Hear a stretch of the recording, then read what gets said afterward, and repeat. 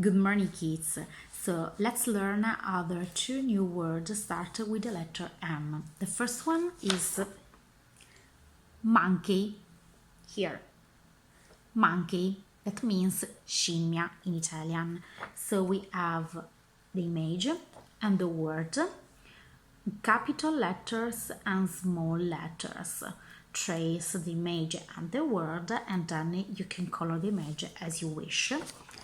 And the next one is moon. Repeat after me, moon. The image and the word here, capital letters and small letters. So kids, I wish you a happy weekend. Mwah.